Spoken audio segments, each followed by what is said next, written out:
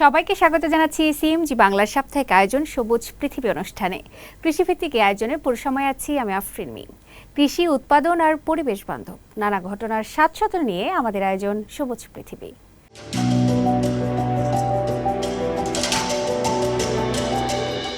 চীনের শানসি প্রদেশের ওয়ানরং কাউন্টিতে একটি কৃষক পরিবারের ৩ প্রজন্মের হাত ধরে বদলে গেছে স্থানীয় কৃষির চিত্র। কাস্তে থেকে শুরু করে এখন আধুনিক ও কৃত্রিম বুদ্ধিমত্তা সম্পন্ন কৃষি যন্ত্রপাতির ছোঁয়ায় সেখানে এসেছে বৈপ্লবিক পরিবর্তন। বর্তমানে দেশটিতে পুরোদমে চলছে গ্রীষ্মকালীন গম কাটা ও মাড়াইয়ের উৎসব। আরও বিস্তারিত জানব প্রতিবেদনে।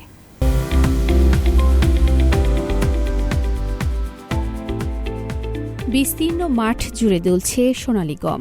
চীনের শানসি প্রদেশের ওয়ানরং কাউন্টিতে এখন উৎসবের আমেজ। তীব্র ব্যস্ততার মাঝেও সেখানে প্রকৃতির ছোঁয়ায় কৃষিকাজ হয়ে উঠেছে অনেক সহজ এবং দ্রুতগতির। আর এই আধুনিকায়নের চাক্ষুষ সাক্ষী ৬৮ বছর বয়সী কৃষক তিং ছেনমিং ও তার পরিবার। ১৯৯৮ সালে একটি সমবায় সমিতি গড়ে তুলেছিলেন তিং ছেনমিং। সময়ের ব্যবধানে সেই ব্যবসার হাল ধরেছেন তার ছেলে তিং ছুয়ানওয়ে। আর সবশেষ ২ বছর আগে বিশ্ববিদ্যালয় থেকে কৃষিবিদ্যায় উচ্চশিক্ষা শেষ করে শহরের বড় চাকরির সুযোগ হেলায় হারিয়ে গ্রামে ফিরেছেন নাতি তিং চেহুই। ৩ প্রজন্মের এই মেলবন্ধনে পাল্টে গেছে এই অঞ্চলের কৃষির চেহারা। আমি যখন বিশ্ববিদ্যালয় শেষ করে প্রথম গ্রামে ফিরে আসি তখন প্রতি মো জমিতে গমের ফলন হতো ৪০০ থেকে ৪৫০ কেজি। গ্রামে ফিরে বৈজ্ঞানিক পদ্ধতি ও উন্নত বীজ প্রযুক্তি ব্যবহারের প্রথম বছরই ফলন বেড়ে দাঁড়ায় ৫৫০ কেজিতে। আর গত বছর উচ্চ ফলনশীল জমিগুলো থেকে আমরা প্রতি মুতে ৭০০ কেজিরও বেশি গম উৎপাদন করতে সক্ষম হয়েছি। ৩ পরিবার এখন নিজেদের ৬৬ হেক্টরেরও বেশি জমির পাশাপাশি আশেপাশের কৃষকদের আধুনিক যন্ত্রপাতি দিয়ে সেবা দিচ্ছে।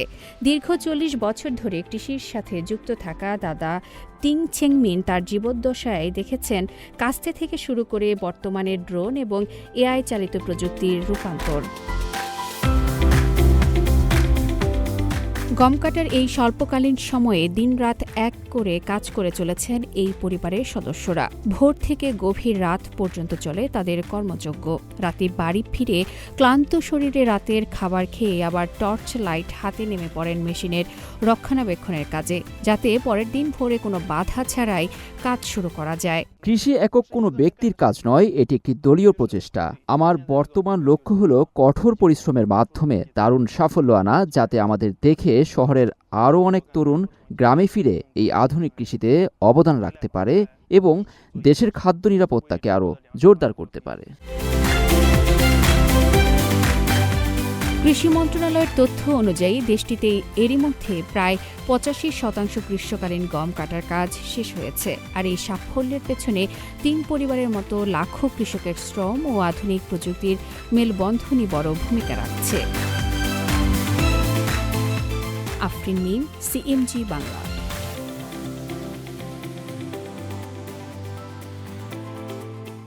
পূর্ব চীনের আনহুই প্রদেশের থংলিং শহরে গ্রীষ্মকালীন গম কাটতে দিনরাত কাজ করছেন কৃষকরা। অনুকূল আবহাওয়ার সুযোগ কাজে লাগিয়ে চীনের তৈরি অত্যাধুনিক হারভেস্টার এখন রাতেও ফসল সংগ্রহের কাজে ব্যস্ত। স্থানীয় প্রশাসন ৩০০টিরও বেশি হারভেস্টার মোতায়েন করেছে এবং মাঠে জরুরি আলোর ব্যবস্থা করেছে, যাতে নিরবচ্ছিন্নভাবে কাজ চালানো যায়। আর বিস্তারিত থাকছে প্রতিবেদনে।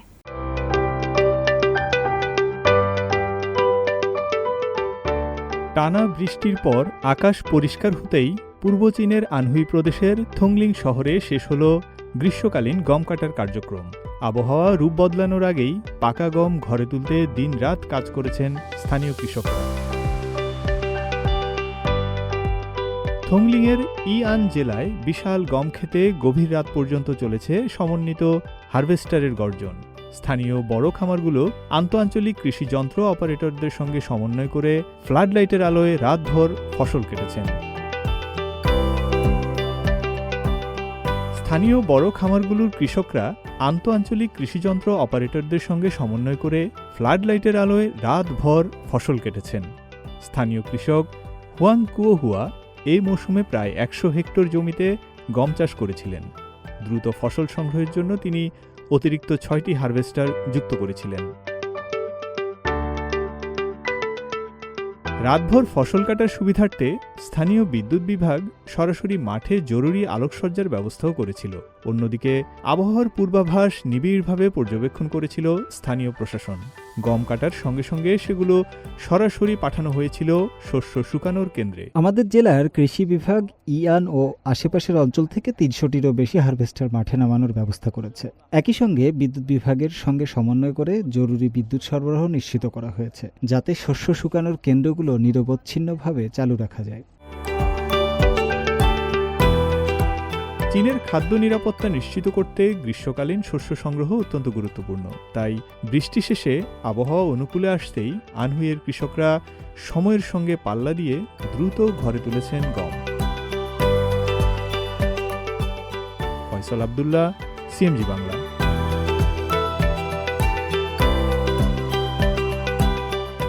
ভাবুন তো, শহরের রাস্তা দিয়ে হাঁটছেন আর মাথার উপরে ঝুলছে পাকা আম, কাঁঠাল কিংবা নারিকেল। গ্রীষ্মে এমন এক ভিন্ন রূপে সেজেছে চীনের ইউনান প্রদেশ। টসটসে এসব পাকা ফল সংগ্রহে এখন ব্যস্ত পৌর কর্তৃপক্ষ। মজার বিষয়, এসব ফল আবার বিনামূল্যে বিতরণ করা হচ্ছে বাসিন্দা ও পর্যটকদের। কিভাবে নগর সবুজায়ন আর খাদ্য নিরাপত্তাকে একসঙ্গে মিলিয়েছে ইউনান, এ নিয়ে বিস্তারিত থাকছে লুৎফর কবিরের প্রতিবেদনে।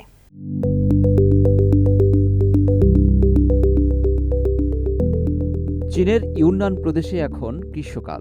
মাথার উপর ঝুলছে পাকা টসটসে আম কিংবা কাঁঠাল। তাই গাছে গাছে এখন পাকা ফলের সমারোহ। আর এসব ফল ঘরে তুলতে এখন ব্যস্ততা পৌর কর্তৃপক্ষের। ইউনান প্রদেশের কয়েকটি শহরে এমন ব্যতিক্রমী উদ্যোগ নজর কাড়ছে সবার। উপক্রান্তীয় আবহাওয়ার জন্য পরিচিত ইউনান নানা গ্রীষ্মমণ্ডলীয় ফলের আবাসস্থল। সেই বৈচিত্র্যকে কাজে লাগিয়ে শহরের সৌন্দর্য বর্ধনে লাগানো হয় আম, কাঁঠালের পাশাপাশি নারিকেল গাছও। ফলে শহরের সবুজায়ন যেমন বাড়ছে, তেমনি তৈরি হচ্ছে খাদ্যোপযোগী নগর সবুজ বেষ্টনী।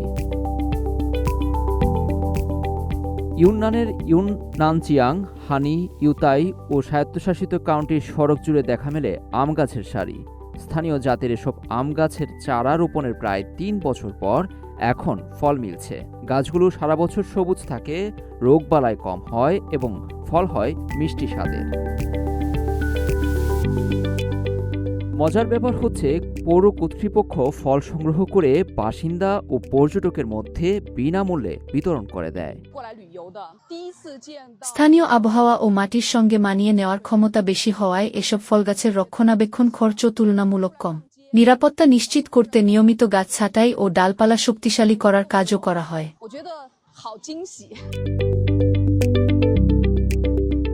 অন্যদিকে চিংহং শহরের অলিগলি ও সড়কে লাগানো হয়েছে কাঁঠাল ও নারিকেল গাছ। পথচারীরা হাঁটতে হাঁটতেই দেখতে পান ফল ভর্তি ডালপালা, যা শহরকে করে তুলছে আরও সবুজ। এমন সৌন্দর্য উপভোগ করছেন পর্যটকরাও। সবুজ শহর গড়ার এই উদ্যোগ ইউনান দেখিয়ে দিচ্ছে নগর সৌন্দর্য শুধু চোখের আরামই নয়, মানুষের জন্য কিভাবে হতে পারে বাড়তি পুষ্টির যোগান। লুৎফর কবির, সিএমজি বাংলা। ডিজিটাল ও আধুনিক প্রযুক্তির ছোঁয়ায় এবার বদলে যাচ্ছে পোল্ট্রি খামারের চিত্র। চীনের কুইচু প্রদেশের একটি গ্রামীণ মুরগির খামারে মানুষের পাশাপাশি নতুন কর্মী হিসেবে কাজ শুরু করেছে কৃত্রিম বুদ্ধিমত্তা সম্পন্ন ইন্টেলিজেন্ট ইন্সপেকশন রোবট। স্বয়ংক্রিয়ভাবে খামারের সার্বিক পরিস্থিতি তদারকির মাধ্যমে এই প্রযুক্তি একদিকে যেমন মানুষের শ্রম ও সময় বাঁচাচ্ছে, অন্যদিকে বাড়াচ্ছে ডিম উৎপাদনের হারও। বিস্তারিত থাকছে প্রতিবেদনে।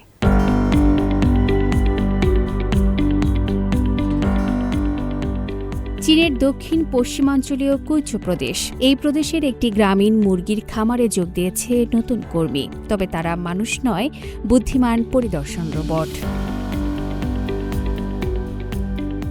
থংরিং শহরের চিয়াংখো কাউন্টির বিভিন্ন খামারে এখন এসব স্মার্ট রোবট স্বয়ংক্রিয়ভাবে মুরগির ঘর পরিদর্শন করছে।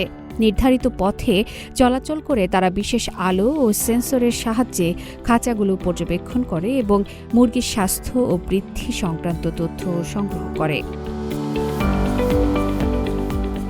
প্রতিদিন দুবার এসব রোবট খামার পরিদর্শন করে। প্রতিটি পরিদর্শনে সময় লাগে 1 থেকে 2 ঘন্টা। ফলে খামারের কর্মীরা অন্য গুরুত্বপূর্ণ কাজে বেশি সময় দিতে পারছেন। একটি রোবট সহজেই 2টি মুরগির ঘরের পরিদর্শনের কাজ করতে পারে। এতে হাতে করা কাজের তুলনায় প্রায় 90% সময় সাশ্রয় হয়। শুধু রোবটই নয়, খামারগুলোতে স্থাপন করা হয়েছে সম্পূর্ণ স্বয়ংক্রিয় প্রজনন ও ডিম প্রক্রিয়াজাতকরণ ব্যবস্থা। ফলে পুরো উৎপাদন প্রক্রিয়া এখন ডিজিটাল ব্যবস্থাপনায় পরিচালিত হচ্ছে। চলতি বছরের প্রথম প্রান্তিক বা প্রথম 3 মাসেই চিয়াংখো কাউন্টিতে ডিমের উৎপাদন রেকর্ড ৭,৪০০ টনে পৌঁছেছে, যার বর্তমান বাজার মূল্য ১১২ মিলিয়ন ইউয়ান বা প্রায় $16.5 মিলিয়ন মার্কিন ডলার। ডিজিটাল প্রযুক্তির এই সঠিক ব্যবহার গ্রামের পোল্ট্রি শিল্পকে কিভাবে এক ধাক্কায় বৈশ্বিক মানে রূপান্তর করতে পারে, চীনের এই খামারগুলো এখন তারই এক অনন্য উদাহরণ। আফরিন মিম, CMG বাংলা।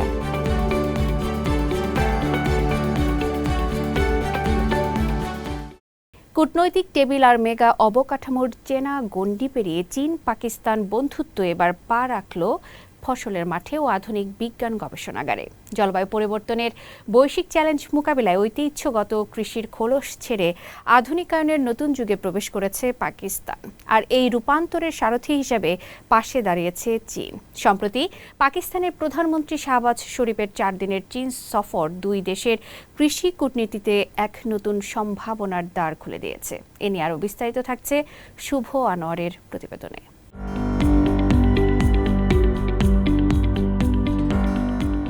চীন ও পাকিস্তানের মধ্যকার দীর্ঘদিনের কৌশলগত সম্পর্ক এখন কেবল কূটনীতি কিংবা অবকাঠামো উন্নয়নেই সীমাবদ্ধ নেই, তা ছড়িয়ে পড়েছে ফসলের মাঠ থেকে শুরু করে আধুনিক গবেষণাগারেও। সম্প্রতি পাকিস্তানের প্রধানমন্ত্রী শাহবাজ শরীফের 4 দিনের চীন সফর 2 দেশের কৃষি খাতে এক নতুন সম্ভাবনার দুয়ার খুলে দিয়েছে। বেইজিংয়ে অনুষ্ঠিত চীন পাকিস্তান কৃষি সহযোগিতা কর্মশালায় অংশ নিয়ে তিনি আশাবাদ ব্যক্ত করেন, চীন পাকিস্তান অর্থনৈতিক করিডোরের আওতায় এই কৃষি সহযোগিতা 2 দেশের আগামী প্রজন্মের জন্য অগ্রগতি ও সমৃদ্ধি বয়ে আনবে। পাকিস্তানের কৃষিখাতকে আধুনিকায়ন করতে প্রধানমন্ত্রী শাহবাজ শরীফ তরুণ প্রজন্মের ওপর সবচেয়ে বেশি ভরসা রাখছেন। 2024 সালের জুনে চীনের কৃষি প্রধান অঞ্চল শায়ানসি প্রদেশ সফরের সময় তিনি একটি বিশেষ উদ্যোগের ঘোষণা দিয়েছিলেন। সেই পরিকল্পনা অনুযায়ী পাকিস্তানের 4টি প্রদেশ থেকে 1000 জন সদ্য পাশ করা কৃষি গ্র্যাজুয়েটকে উন্নত প্রশিক্ষণের জন্য চীনের বিভিন্ন বিশ্ববিদ্যালয়ে পাঠানো হচ্ছে। ইতোমধ্যেই প্রথম 2টি দল চীনে তাদের উচ্চতর প্রশিক্ষণ শেষ করে দেশে ফিরেছে। এই উদ্যোগের ধারাবাহিকতা বজায় রাখার প্রত্যয় ব্যক্ত করেছেন শাহবাজ শরীফ। আমাদের লক্ষ্য 2 দেশের বিশ্ববিদ্যালয়, বিজ্ঞানী এবং গবেষকদের মধ্যে একটি স্থায়ী প্রাতিষ্ঠানিক যোগাযোগ গড়ে তোলা। আজ আমরা বন্ধুত্বের যে বীজ বপন করছি তা যেন আগামী প্রজন্মের জন্য যৌথ উন্নয়ন ও সমৃদ্ধি বয়ে আনে।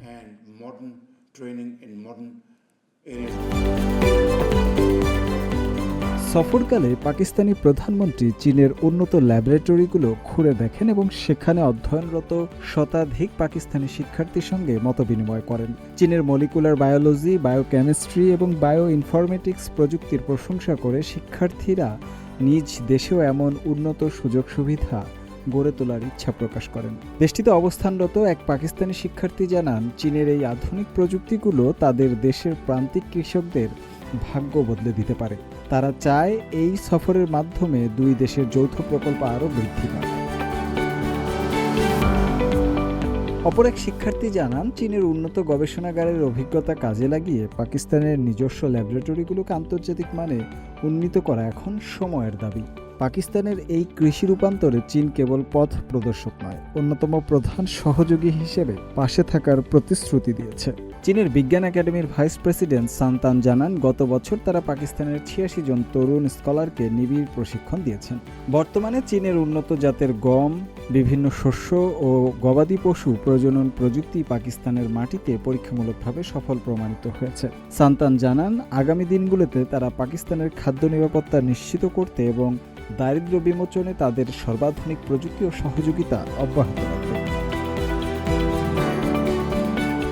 প্রকৃতির খামখেয়ালিপনা আর জলবায়ু পরিবর্তনের এই চ্যালেঞ্জিং সময়ে ঐতিহ্যগত কৃষি দিয়ে টিকে থাকা অসম্ভব। চীন পাকিস্তানের এই যৌথ প্রয়াস কেবল পাকিস্তানের কৃষি উৎপাদনই বাড়াবে না, বরং এশিয়ার এই অঞ্চলের খাদ্য সুরক্ষা একটি যুগান্তকারী উদাহরণ হয়ে থাকবে। তরুণদের মেধা আর চীনের প্রযুক্তির এই মেলবন্ধন আগামীতে কতটা সুমিষ্ট ফল দেয়, এখন সেটাই দেখার বিষয়। শুভ আনোয়ার, সিএমজি বাংলা।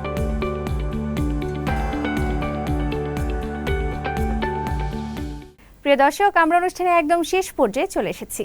অনুষ্ঠানটি টেলিভিশনের পাশাপাশি সামাজিক যোগাযোগ মাধ্যমে দেখতে www.facebook.com/cmg বাংলা এবং ইউটিউব চ্যানেল সিএমজি বাংলাতে ক্লিক করুন। আগামী সপ্তাহে আবার দেখা হবে একই দিন একই সময়ে। সবাই ভালো থাকুন, নিরাপদে থাকুন আর থাকুন সবুজের সঙ্গে।